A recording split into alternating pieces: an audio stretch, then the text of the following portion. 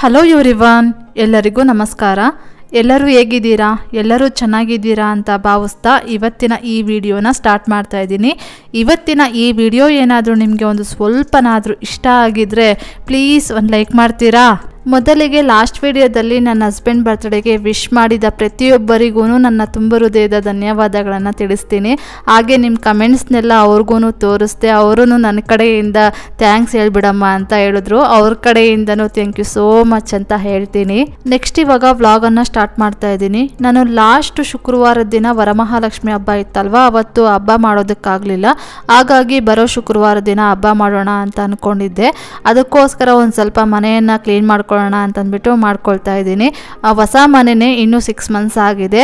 ಆದ್ರೂ ವಿಂಡೋಗಳಲ್ಲೆಲ್ಲ ತುಂಬ ಧೂಳು ಅನ್ನೋದು ಇತ್ತು. ಅದೊಂದು ಕ್ಲೀನ್ ಮಾಡ್ಕೊಳ್ಳೋಣ ಅಂತ ಪ್ಲಾನ್ ಮಾಡಿಕೊಂಡು ಹಾಗೆ ನನಗೆ ಮನೆಯಲ್ಲಿ ಎಲ್ಲೆಲ್ಲಿ ಧೂಳಿದೆ ಅಂತ ಅನಿಸ್ತೋ ಅಲ್ಲೆಲ್ಲ ಕ್ಲೀನ್ ಮಾಡ್ಕೊಂಡು ಬಂದಿದ್ದೀನಿ. ಇದು ಬಂದು ಸೋಮವಾರ ಮತ್ತು ಮಂಗಳವಾರದ ವ್ಲಾಗ್ ಆಗಿರುತ್ತೆ.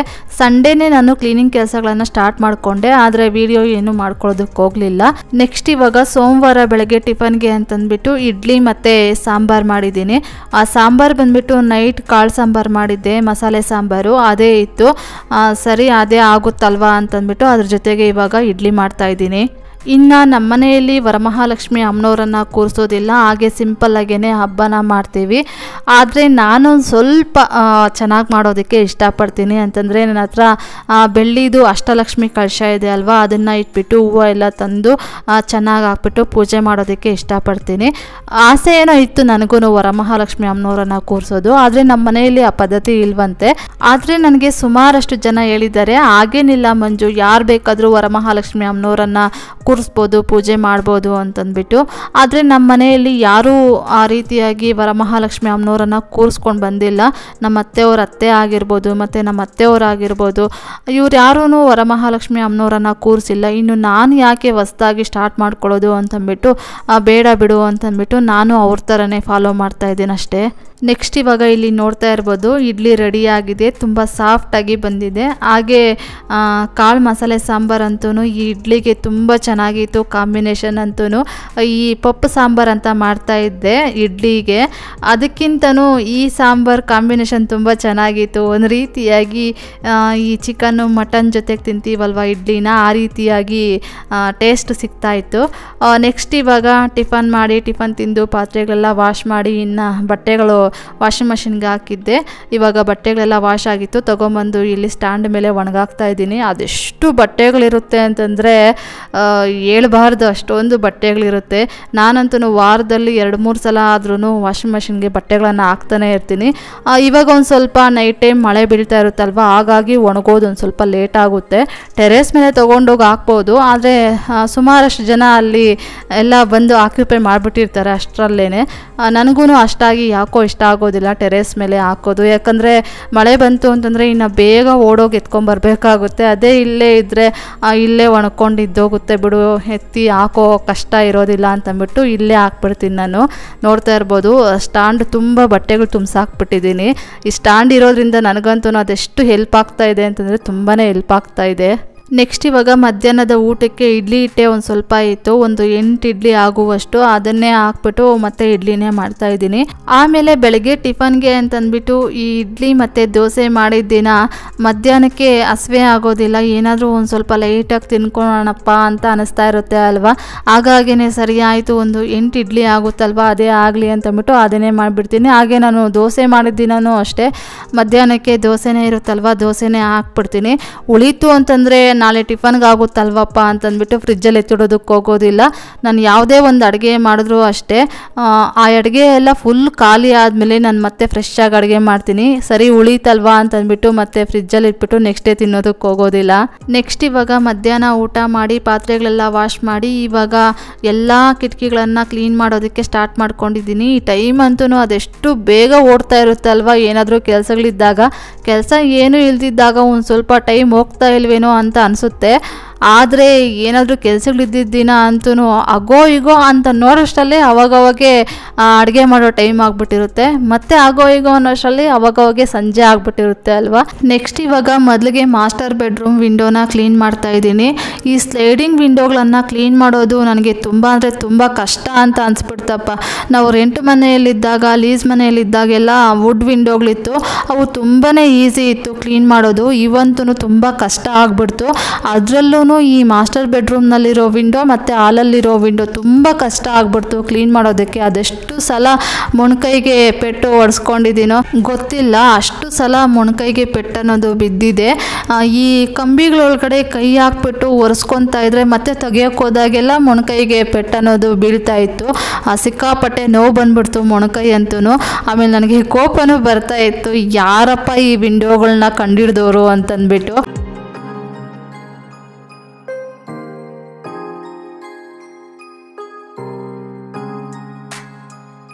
ನೆಕ್ಸ್ಟ್ ಇವಾಗ ಇಲ್ಲಿ ನೋಡ್ತಾ ಇರ್ಬೋದು ಎಷ್ಟೊಂದು ಧೂಳು ಅನ್ನೋದು ಇದೆ ಅಂತಂದ್ಬಿಟ್ಟು. ನಾನು ಅವಾಗವಾಗ ಇಲ್ಲಿ ಕ್ಲೀನ್ ಮಾಡ್ತಾನೆ ಇರ್ತೀನಿ ಈ ಒಂದು ಪ್ಲೇಸ್ಗಳಲ್ಲಿ. ಆದ್ರೂ ಅದೆಷ್ಟು ಧೂಳು ಬಂದು ಕುತ್ಕೊಂಡಿರುತ್ತೆ ಅಂತಂದರೆ ಹೇಳ್ಬಾರ್ದು, ಅಷ್ಟೊಂದು ಧೂಳು ಇರುತ್ತೆ. ನನಗೆ ಈ ವಿಂಡೋಗಳು ನೋಡಿಬಿಟ್ಟೆ ನನಗೆ ಬೇಜಾರಾಗ್ತಾ ಇರುತ್ತೆ. ಏನಪ್ಪ ಎಲ್ಲ ಓಕೆ, ಈ ಫ್ಲಾಟುಗಳಲ್ಲಿ ಈ ವಿಂಡೋಗಳು ಯಾಕಪ್ಪ ಈ ರೀತಿಯಾಗಿ ಕೊಡ್ತಾರೆ ಅಂತಂದ್ಬಿಟ್ಟು ತುಂಬ ಕಷ್ಟ ಆಗುತ್ತೆ. ಆಮೇಲೆ ನನಗೆ ಲಾಸ್ಟ್ ಟೈಮ್ ಒಂದ್ಸಲ ನಾನು ಕ್ಲೀನ್ ಮಾಡಿದಾಗ ತೋರಿಸಿದ್ದಕ್ಕೆ ಯಾರೋ ಒಬ್ರು ಕಮೆಂಟ್ ಮಾಡಿದರು, ವ್ಯಾಕ್ಯೂಮ್ ಕ್ಲೀನರಲ್ಲಿ ಕ್ಲೀನ್ ಮಾಡಿ ಮಂಜು ಚೆನ್ನಾಗಿ ಕ್ಲೀನ್ ಆಗುತ್ತೆ, ಕಷ್ಟನೂ ಆಗೋದಿಲ್ಲ ಅಂತಂದ್ಬಿಟ್ಟು ಕಮೆಂಟ್ ಮಾಡಿದರು. ಆದರೆ ನನಗೆ ಅದನ್ನು ತಗೊಂಡು ಸೆಟ್ ಮಾಡಿ ಕ್ಲೀನ್ ಮಾಡೋಕ್ಕೇ ಟೈಮ್ ಆಗಿಬಿಡುತ್ತೆ. ಅದೇ ಟೈಮ್ನೇ ನಾವು ಕೈಯಲ್ಲೇ ಕ್ಲೀನ್ ಮಾಡಿಬಿಡ್ಬೋದಲ್ಲಪ್ಪ ಅಂತಂದ್ಬಿಟ್ಟು ನಾನು ಹಾಗೆ ಮಾಡ್ತಾ ಇರ್ತೀನಿ. ಅದಲ್ಲದೆ ನಾನು ಅದನ್ನು ಎಲ್ಲ ಪ್ಯಾಕ್ ಮಾಡಿ ಮೇಲ್ಗಡೆ ಎತ್ತಿಟ್ಬಿಟ್ಟಿದ್ದೀನಿ, ಯಾರು ಅದನ್ನು ಯೂಸ್ ಮಾಡ್ತಾರೆ ಹೋಗು ಅಂತಂದ್ಬಿಟ್ಟು. ಹಾಗಾಗಿನೇ ನಾನು ಕೈಯಲ್ಲೇ ಕ್ಲೀನ್ ಮಾಡ್ತಾ ಇರ್ತೀನಿ ಅದಿದ್ರೂ. ನೆಕ್ಸ್ಟ್ ಇವಾಗ ಇಲ್ಲಿ ನೋಡ್ತಾ ಇರ್ಬೋದು ವಿಂಡೋ ಗ್ಲಾಸಸ್ನೆಲ್ಲ ಒರೆಸ್ತಾ ಇದ್ದೀನಿ. ಇವಾಗ ಎಲ್ಲ ಕ್ಲೀನ್ ಮಾಡಿದ್ದಾಯಿತು. ಒಂದು ವಿಂಡೋ ಫುಲ್ಲು ನೋಡ್ತಾ ಇರ್ಬೋದು ಇಲ್ಲಿ ಎಷ್ಟೊಂದು ಧೂಳಿತ್ತಲ್ವ, ಇದನ್ನೆಲ್ಲ ಫುಲ್ಲು ಡೀಪ್ ಕ್ಲೀನಿಂಗ್ ಮಾಡಿಬಿಟ್ಟಿದ್ದೀನಿ. ನೆಕ್ಸ್ಟ್ ಇವಾಗ ವಿಂಡೋ ಎಲ್ಲ ಕ್ಲೀನ್ ಮಾಡಿದ್ದಾದಮೇಲೆ ಇವಾಗ ಈ ಕರ್ಟನ್ ರ್ಯಾಡ್ನೂ ಅಷ್ಟೇ ಹಾಗೆ ಒಂದು ಸಲ ಒರೆಸ್ಕೊಂಡು ಬರ್ತಾ ಇದ್ದೀನಿ.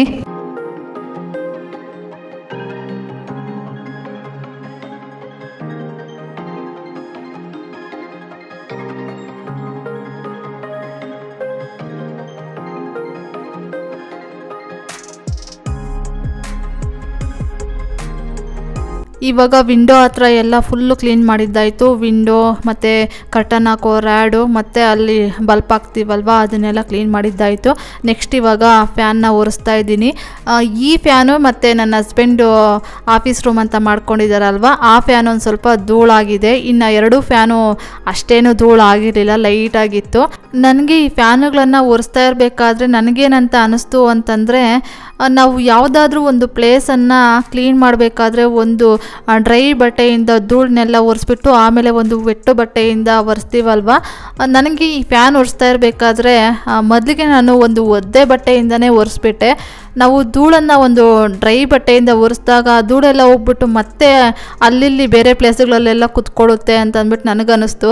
ಮೊದಲಿಗೆ ನಾನು ಒಂದು ಒದ್ದೆ ಬಟ್ಟೆಯಿಂದ ಒರೆಸ್ಬಿಟ್ಟು ಆಮೇಲೆ ನಾನು ಡ್ರೈ ಬಟ್ಟೆಯಿಂದ ನೀಟಾಗಿ ಒರೆಸ್ಕೊಂಡೆ. ಈ ರೀತಿಯಾಗಿ ಮಾಡೋದ್ರಿಂದ ಮನೆಯಲ್ಲಿ ಒಂದು ಸ್ವಲ್ಪ ಧೂಳು ಕಡಿಮೆ ಇರುತ್ತೇನೋ ಅಂತಂದ್ಬಿಟ್ಟು ನನಗನ್ನಿಸ್ತು. ಈ ಕ್ಲೀನ್ ಮಾಡ್ತಾ ಇರಬೇಕಾದ್ರೆ ನನ್ನ ಹಸ್ಬೆಂಡ್ ಬಂದರು. ಆವಾಗ ಇನ್ನೂ ಮುಗ್ದಿಲ್ವಾ ಅಂತಂದ್ಬಿಟ್ಟು ಕೇಳಿದ್ರು. ಎಷ್ಟು ಮಾಡಲಿ, ಎಷ್ಟು ಕ್ಲೀನ್ ಮಾಡಿದ್ರು ಧೂಳು ಎಲ್ಲಿಂದ ಬರುತ್ತೋ ಏನೋ ಗೊತ್ತಿಲ್ಲಪ್ಪ, ಮಾಡಿ ಮಾಡಿ ಸಾಕಾಗುತ್ತಪ್ಪ, ಅಷ್ಟೊಂದು ಧೂಳು ಬರ್ತಾನೆ ಇರುತ್ತೆ, ಡೈಲಿ ಮಾಡ್ತಾನೆ ಇರ್ತೀನಿ ಅಂತಂದ್ಬಿಟ್ಟು ಹೇಳಿದ್ದಕ್ಕೆ ಅವರು ಕಾಮಿಡಿಯಾಗಿ ಹೇಳ್ತಾ ಇದ್ರು. ಸರಿ ಆಯಿತು, ಆಕಾಶದಲ್ಲಿ ಒಂದು ಮನೆನ ಕಟ್ಟಿಸ್ಕೊಂಡ್ಬಿಡೋಣ, ಆವಾಗ ಅಲ್ಲಿ ಧೂಳು ಬರೋದಿಲ್ಲ ಅಂತಂದ್ಬಿಟ್ಟು ಅವರು ತಮಾಷೆಯಾಗಿ ಹೇಳ್ತಾ ಇದ್ರು. ಹೌದಾ, ಆಕಾಶದಲ್ಲಿ ಮನೆ ಇದ್ರೆ ಧೂಳು ಬರೋದಿಲ್ವಾ ಅಂತಂದ್ಬಿಟ್ಟು ನಾನು ಹಂಗೆ ಕೇಳ್ತಾ ಇದ್ದೆ. ಇಲ್ಲ ಬರೋದಿಲ್ಲ ಅಂತಂತ ಹೇಳಿದ್ರು. ಸರಿ ಆಯಿತು ಹಂಗೆ ಮಾಡಿ, ಆವಾಗ ಒಂದು ಸ್ವಲ್ಪ ಕೆಲಸಗಳು ಕಡಿಮೆ ಇರುತ್ತೆ ಅಂತಂದ್ಬಿಟ್ಟು ನಾನು ಹೇಳ್ತಾ ಇದ್ದೆ. ಯಾವಾಗಲೂ ನಾನು ಕ್ಲೀನ್ ಮಾಡ್ತಾನೆ ಇರ್ತೀನಿ, ಆದರೆ ನನಗೇನು ಕಷ್ಟ ಆಗುತ್ತೆ ಅಂತಂದರೆ ಈ ವಿಂಡೋಗಳು ಕ್ಲೀನ್ ಮಾಡೋದು ಸಿಕ್ಕಾಪಟ್ಟೆ ಕಷ್ಟ ಅಂತ ಅನಿಸುತ್ತೆ. ಅದೂ ವುಡ್ಡನ್ ವಿಂಡೋಗಳಿದ್ದಿದ್ರೆ ಅದೊಂದು ಸ್ವಲ್ಪ ಈಸಿ ಅಂತ ಅನಿಸುತ್ತೆ. ಆದರೆ ಈ ಸ್ಲೈಡಿಂಗ್ ವಿಂಡೋಗಳಂತೂ ಯಪ್ಪ ತುಂಬ ಕಷ್ಟ ಅಂತ ಅನಿಸುತ್ತೆ. ನಿಮ್ಗೇನಾದರೂ ಐಡಿಯಾಗಳೇನಾದರೂ ಇದ್ದರೆ ನನಗೆ ಕಮೆಂಟ್ ಬಾಕ್ಸಲ್ಲಿ ಕಮೆಂಟ್ ಮಾಡಿ. ನೆಕ್ಸ್ಟ್ ಇವಾಗ ಫ್ಯಾನ್ ಒರೆಸಿದ್ದೆಲ್ಲ ಆಯಿತು. ಇವಾಗ ಮಂಚನ ಒರೆಸ್ತಾ ಇದ್ದೀನಿ. ನಾನು ಫ್ಯಾನ್ ಕ್ಲೀನ್ ಮಾಡಬೇಕಾದ್ರೆ ಮತ್ತು ವಿಂಡೋ ಕ್ಲೀನ್ ಮಾಡಬೇಕಾದ್ರೆ ಬೆಡ್ ಸ್ಪ್ರೆಡ್ಡು ವಾಶ್ ಮಾಡಬೇಕಾಗಿತ್ತು. ಇತ್ತು, ಅದನ್ನೇ ಹಾಗೇ ಬಿಟ್ಟಿದ್ದೆ. ಇವಾಗ ಅದನ್ನೆಲ್ಲ ಒದ್ರಿ ಸೈಡ್ಗೆ ಹಾಕ್ಬಿಟ್ಟು ಮಂಚನೆಲ್ಲ ನೀಟಾಗಿ ಒರೆಸ್ಬಿಟ್ಟು ಆಮೇಲೆ ಹೊಸ್ದಾಗಿ ನಮ್ಮ ಅತ್ತೆಯವ್ರು ತೊಗೊಂಬಂದಿದ್ರಲ್ವ ಆ ಒಂದು ಬೆಡ್ ಸ್ಪ್ರೆಡ್ಡನ್ನು ಹಾಕೋಣ ಅಂತಂದ್ಬಿಟ್ಟು ಮಂಚನೆಲ್ಲ ಕ್ಲೀನ್ ಮಾಡ್ತಾಯಿದ್ದೀನಿ.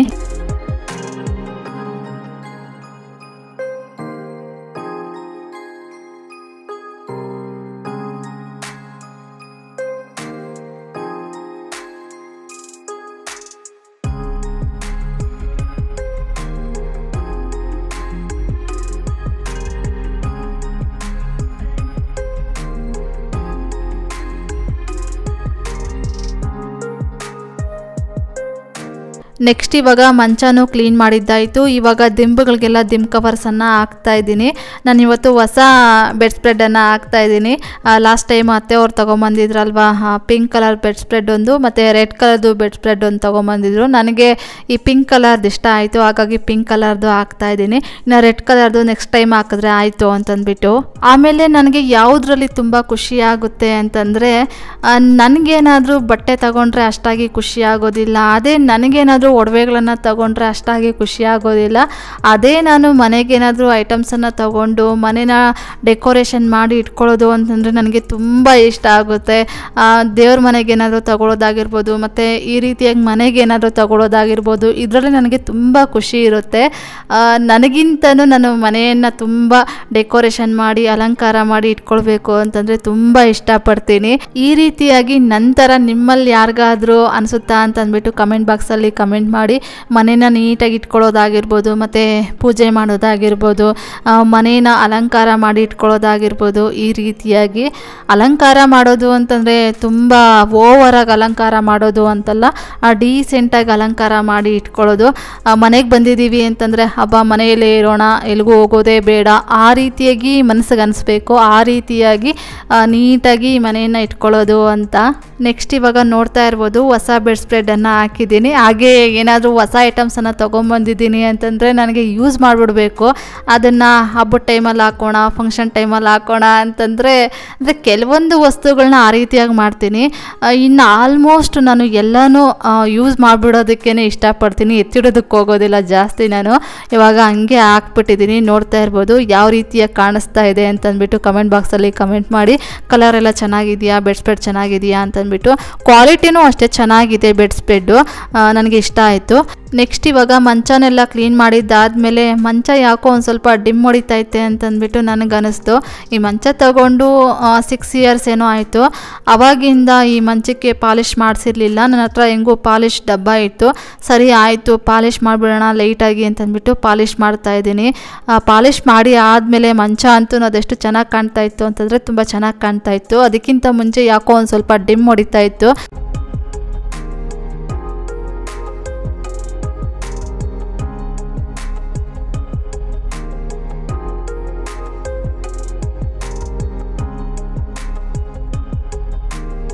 ನೆಕ್ಸ್ಟ್ ಇವಾಗ ಒಂದಿಬ್ಬರು ಬರ್ತ್ಡೇ ವಿಶಸ್ಸು ಮತ್ತು ಆ್ಯನಿವರ್ಸರಿ ವಿಶಸ್ಸನ್ನು ಮಾಡೋದಕ್ಕೆ ಹೇಳಿದ್ದಾರೆ. ಅವ್ರಿಗೆ ವಿಶ್ ಮಾಡಿ ಆಮೇಲೆ ನಾನು ವ್ಲಾಗನ್ನು ಕಂಟಿನ್ಯೂ ಮಾಡ್ತೀನಿ. ವಸಂತಕ್ಕ ಅವರು ಕಮೆಂಟ್ ಮಾಡಿದರು, ಈ ಮಂತು 23ಗೆ ನನ್ನ ಸಿಸ್ಟರು ಮಮತಾ ಯೋಗೇಶ್ ಅವ್ರದ್ದು ಬರ್ತ್ಡೇ ಇದೆ, ವಿಶ್ ಮಾಡಿ ಮಂಜು ಅಂತಂದ್ಬಿಟ್ಟು. ಮಮತಾ ಯೋಗೇಶ್ ಅವರೇ many more happy returns of the day ಅಪ್ಪ. ಆ ದೇವರು ನಿಮಗೆ ಒಳ್ಳೆಯ ಆರೋಗ್ಯ ಆಯುಷು ಕೊಟ್ಟು ಕಾಪಾಡಲಿ ಅಂತಂದ್ಬಿಟ್ಟು ಆ ದೇವರಲ್ಲಿ ನಾನು ಕೇಳ್ಕೊಳ್ತೀನಿಪ್ಪ. ಹಾಗೆ ಅರಿತಾ ಅವರು ಕಮೆಂಟ್ ಮಾಡಿದರು, ಈ ಮಂತು 21ಗೆ ನಮ್ಮ ವೆಡ್ಡಿಂಗ್ ಆ್ಯನಿವರ್ಸರಿ ಇದೆ, ವಿಶ್ ಮಾಡಿ ಮಂಜು ಅಂತಂದ್ಬಿಟ್ಟು. ಪುರುಷೋತ್ತಮ್ ಹರಿತಾ ಅವರೇ happy wedding anniversary both of you. ಆ ದೇವರು ನಿಮ್ಮಿಬ್ಬರಿಗೂ ಒಳ್ಳೆಯ ಆರೋಗ್ಯ ಆಯುಷು ಕೊಟ್ಟು ಕಾಪಾಡಲಿ ಅಂತಂದ್ಬಿಟ್ಟು ಆ ದೇವರಲ್ಲಿ ನಾನು ಕೇಳ್ಕೊಳ್ತೀನಿಮ್ಮ. ನೆಕ್ಸ್ಟ್ ಈಗ ಮಂಡೇ ಅಷ್ಟು ಕೆಲಸಗಳನ್ನು ಮುಗಿಸ್ಕೊಂಡೆ, ಮಾಮೂಲಿಯಾಗಿ ಮನೆ ಕೆಲಸಗಳ ಜೊತೆ ಅಷ್ಟು ಕ್ಲೀನಿಂಗ್ ಮಾಡಿಕೊಂಡೆ. ಇವಾಗ ಮಂಗಳವಾರ ಬೆಳಗ್ಗೆ ಕೆಲಸಗಳೆಲ್ಲ ಮುಗಿಸ್ಕೊಂಡು ಟಿಫನ್ ಮಾಡಿ ಟಿಫನ್ ತಿಂದು ಇವಾಗ ಇಲ್ಲಿ ಹಾಲಲ್ಲಿರುವ ವಿಂಡೋನ ಕ್ಲೀನ್ ಮಾಡ್ತಾಯಿದ್ದೀನಿ.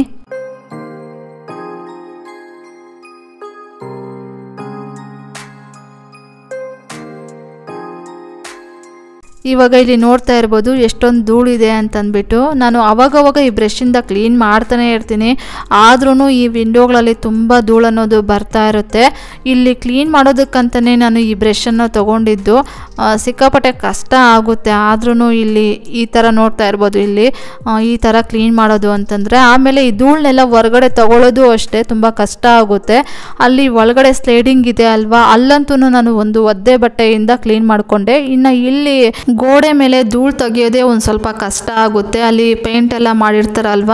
ಇನ್ನು ಒದ್ದೆ ಬಟ್ಟೆಯಿಂದ ಧೂಳನ್ನೇನಾದರೂ ಒರೆಸ್ಕೊಂಡಿದ್ದೀನಿ ಅಂತಂದರೆ ಅಲ್ಲಿ ಕಲೆಯಾಗಿ ಹಾಗೆ ಉಳ್ಕೊಂಡ್ಬಿಡುತ್ತೆ. ಇನ್ನು ಡ್ರೈ ಬಟ್ಟೆಯಿಂದನೂ ಆಗೋದಿಲ್ಲ, ಒಂದು ಬ್ರಷಿಂದನೇ ಹಾಗೆ ನಾನು ಎಗರಿಸ್ಕೊಂಡೆ. ನೆಕ್ಸ್ಟ್ ಇವಾಗ ಎಲ್ಲ ಧೂಳೆಲ್ಲ ಒರೆಸಿದ್ದಾಯಿತು, ತೆಗ್ದಿದ್ದೂ ಆಯಿತು. ಇವಾಗ ಕೊಲಿನ ಹಾಕ್ಬಿಟ್ಟು ಗ್ಲಾಸಸ್ನೆಲ್ಲ ಒರೆಸ್ತಾ ಇದ್ದೀನಿ.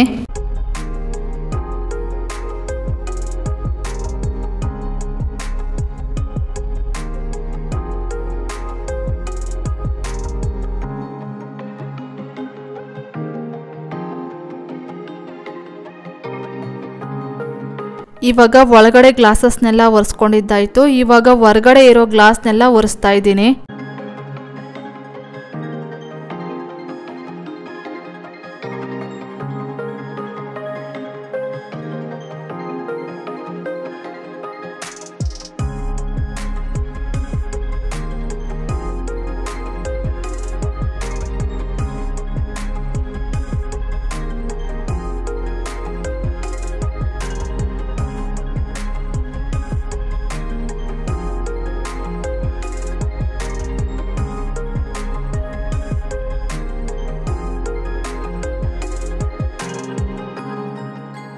ಇವಾಗ ಇಲ್ಲಿ ನೋಡ್ತಾ ಇರ್ಬೋದು ವಿಂಡೋಗಳನ್ನೆಲ್ಲ ಈ ರೀತಿಯಾಗಿ ನಾನು ಫುಲ್ ಡೀಪ್ ಕ್ಲೀನಿಂಗ್ ಮಾಡಿಬಿಟ್ಟಿದ್ದೀನಿ.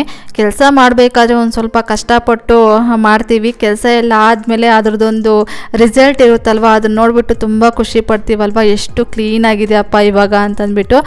ನೆಕ್ಸ್ಟ್ ಇವಾಗ ಹಾಲಲ್ಲಿರೋ ವಿಂಡೋನ ಕ್ಲೀನ್ ಮಾಡಿದ್ದಾಯ್ತಲ್ವ, ಇವಾಗ ಇನ್ನೊಂದು ಅಂದರೆ ಮಾಸ್ಟರ್ ಬೆಡ್ರೂಮ್ ಪಕ್ಕದಲ್ಲಿರುವಂತಹ ರೂಮ್ದು ವಿಂಡೋನ ಕ್ಲೀನ್ ಮಾಡ್ತಾ ಇದ್ದೀನಿ. ಈ ವಿಂಡೋಗಳನ್ನು ಕ್ಲೀನ್ ಮಾಡೋದು ಒಂದು ಸ್ವಲ್ಪ ಈಸಿನೇ ಆಯಿತು, ಯಾಕಂದರೆ ಆ ಕಡೆ ಬಾಲ್ಕನಿ ಇದೆ ಅಲ್ವಾ, ಬಾಲ್ಕನಿ ಒಳಗಡೆ ಹೋಗಿ ಅಲ್ಲಿ ಮಸ್ಕಿಟೋ ಶಟರ್ ಆಗಿರ್ಬೋದು ಮತ್ತು ಗ್ಲಾಸಸ್ ಆಗಿರ್ಬೋದು ನೀಟಾಗಿ ಒರೆಸ್ಕೊಳ್ಬೋದು. ಈ ಕಡೆಯಿಂದನೇ ಆ ಕಡೆಗೆ ಒರೆಸ್ಕೊಳ್ಬೇಕು ಅಂತಂದರೆ ಒಂದು ಸ್ವಲ್ಪ ಕಷ್ಟ ಆಗುತ್ತೆ. ಆಮೇಲೆ ಅಲ್ಲಿ ನಾನು ಹಿಂದೆಗಡೆ ನೋಡ್ತಾ ಇರ್ಬೋದು 2 ಬಿಲ್ಡಿಂಗು ಹೊಸದಾಗಿ ಕನ್ಸ್ಟ್ರಕ್ಷನ್ ಆಗ್ತಾ ಇದೆ. ಈ ಆಷಾಢ ಇದ್ದಾಗೆಲ್ಲ ಜೋರಾಗಿ ಗಾಳಿ ಬೀಸ್ತಾ ಇತ್ತಲ್ವ, ಅವಾಗೆಲ್ಲ ಗಾಳಿಗೆ ಸಿಮೆಂಟ್ ಧೂಳೆಲ್ಲ ಬಂದುಬಿಟ್ಟು ಈ ವಿಂಡೋಗಳ ಮೇಲೆ ಮತ್ತು ಬಾಲ್ಕನಿ ಒಳಗಡೆ ಎಲ್ಲ ಜಾಸ್ತಿ ಧೂಳು ಆಗ್ತಾ ಇತ್ತು. ಹಾಗಾಗಿನೇ ವಿಂಡೋಗಳು ಒಂದು ಸ್ವಲ್ಪ ಧೂಳು ಜಾಸ್ತಿ ಇರೋದು.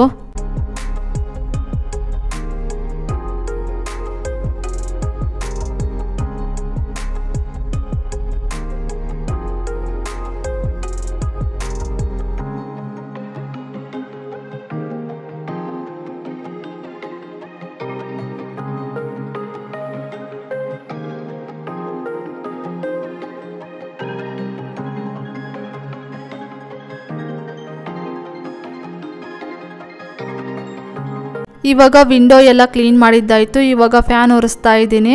ಹಾಗೆ ಟ್ಯೂಬ್ ಲೈಟ್ ಇದೆ ಅಲ್ವಾ, ಅದ್ರ ಮೇಲೂ ಒರೆಸ್ಕೊಂಡು ಬರ್ತಾ ಇದ್ದೀನಿ. ಎಲ್ಲನೂ ನಾನು ವಿಡಿಯೋದಲ್ಲಿ ಕವರ್ ಮಾಡೋದಕ್ಕಾಗೋದಿಲ್ಲ, ಹಾಗಾಗಿ ನಾನು ಸ್ವಲ್ಪ ಕ್ಲಿಪ್ಪಿಂಗ್ಸನ್ನು ಆ್ಯಡ್ ಮಾಡಿದ್ದೀನಿ ಅಷ್ಟೇ.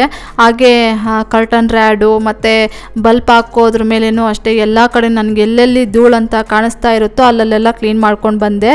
ಇನ್ನು ಈ ಫ್ಯಾನ್ ಕ್ಲೀನ್ ಮಾಡಿದ್ದಾದಮೇಲೆ ನನ್ನ ಹಸ್ಬೆಂಡ್ ಆಫೀಸ್ ರೂಮ್ ಅಂತ ಮಾಡ್ಕೊಂಡಿದ್ದಾರಲ್ವ, ಆ ರೂಮ್ದೊಂದು ವಿಂಡೋ ಬಾಕಿ ಇತ್ತು, ಅದನ್ನು ಒರೆಸ್ಕೊಳ್ಳೋಣ ಅಂತಂದರೆ ನನ್ನ ಹಸ್ಬೆಂಡ್ ಬೇಡ, ಇವಾಗ ತುಂಬ ಜಾಸ್ತಿ ಬಿಸಿಲು ಅನ್ನೋದಿದೆ, ಇವಾಗ ಕೆಲಸ ಸ್ಟಾರ್ಟ್ ಮಾಡ್ಕೊಂಡಿದ್ದೀ ಅಂತಂದರೆ ಒಂದು ಸ್ವಲ್ಪ ಆಯಾಸ ಆಗುತ್ತೆ, ಸೆಕೆ ನೀರೆಲ್ಲ ಬರುತ್ತೆ, ಒಂದು ಸ್ವಲ್ಪ ತಂಪೊತ್ತಾಗಲಿ ಆವಾಗ ಕ್ಲೀನ್ ಮಾಡ್ಕೊ, ಇಲ್ಲ ಅಂತಂದರೆ ನಾಳೆ ಬೆಳಗ್ಗೆಗೆ ಕ್ಲೀನ್ ಮಾಡಿಕೊಂಡ್ರೆ ಆಯಿತು ಅಂತ ಹೇಳಿದ್ರು. ಸರಿ ಆಯಿತು, ತಂಪೊತ್ತಲ್ಲಿ ಅದನ್ನು ಕ್ಲೀನ್ ಮಾಡಿ ವಿಂಡೋಗಳ್ದು ಕ್ಲೀನಿಂಗ್ ಕೆಲಸ ಎಲ್ಲ ಇವತ್ತಿಗೆ ಕಂಪ್ಲೀಟ್ ಮಾಡಿಬಿಡಬೇಕು ಅಂತ ಅಂದ್ಕೊಂಡು ಇವಾಗ ಆ ಟೈಮ್ ಯಾಕೆ ವೇಸ್ಟ್ ಮಾಡೋದು ಅಂತಂದ್ಬಿಟ್ಟು ಹಾಲಲ್ಲಿರೋ ಒಂದು ಫ್ಯಾನನ್ನು ಕ್ಲೀನ್ ಮಾಡ್ತಾಯಿದ್ದೀನಿ. ಈ ಫ್ಯಾನು ಅಷ್ಟೇನು ಧೂಳೇನು ಇರಲಿಲ್ಲ, ಸುಮ್ಮನೆ ಲೈಟಾಗಿತ್ತು. ಸರಿ ಆಯಿತು, ಹೆಂಗೂ ಒರೆಸ್ಕೊಂಡು ಬರ್ತಾ ಇದ್ದೀನಲ್ಲ ಅಂತಂದ್ಬಿಟ್ಟು ಒರೆಸ್ಕೊಂಡೆಲ್ಲ ಬಂದುಬಿಟ್ಟೆ.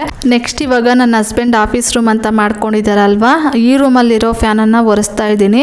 ಈ ಫ್ಯಾನ್ ಅಂತೂ ಒಂದು ಸ್ವಲ್ಪ ಜಾಸ್ತಿ ಧೂಳೇ ಆಗಿತ್ತು ಅಂತ ಹೇಳ್ಬೋದು, ಯಾಕಂದರೆ ನನ್ನ ಹಸ್ಬೆಂಡ್ ಎನಿ ಟೈಮ್ ಇದನ್ನು ಆನ್ ಮಾಡಿ ರನ್ ಮಾಡಿಸ್ತಾ ಇರ್ತಾರೆ, ಹಾಗಾಗಿ ಧೂಳು ಜಾಸ್ತಿ ಕುತ್ಕೊಂಡಿತ್ತು.